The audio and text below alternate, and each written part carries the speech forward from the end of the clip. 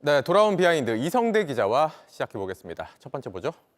네, 첫 번째 이슈입니다. 한동훈 근황 정치.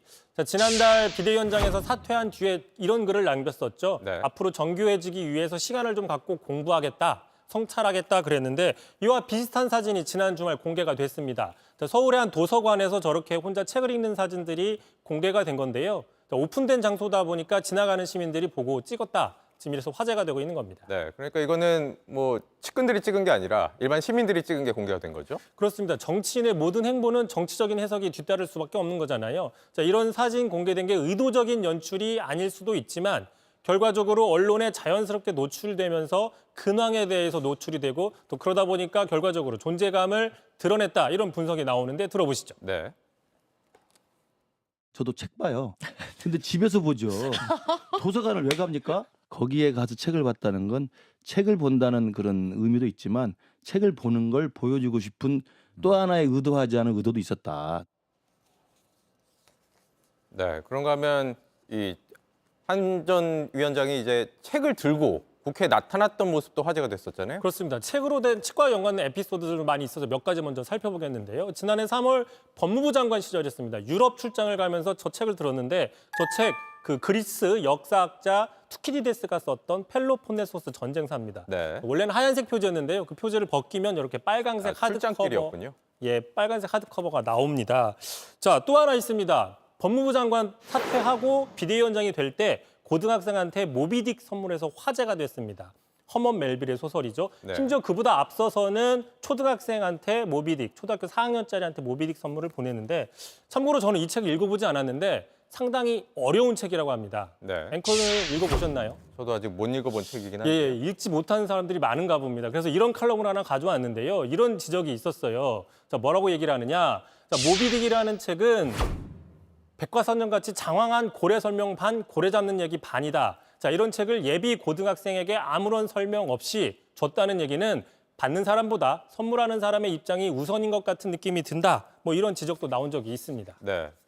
그런가 하면 한 전 위원장은 지금 공개석상에서 한동안 안 보이고 있는데 근황은 계속해서 알려지고 있는 것 같습니다. 그렇습니다. 그러다 보니까 일각에서는 이게 노린 듯 노리지 않은 듯, 뭐 꾸민 듯 꾸미지 않은 듯 뭐 이런 식의 어떤 바이럴 마케팅, 그러니까 입소문 내기 마케팅 아니냐, 정치적인 행보가 아니냐 이런 분석도 나오고 있는 건데요. 네. 실제로 눈에 띄는 거는 지금 당대표 출마 여부가 초미의 관심사이지 않습니까?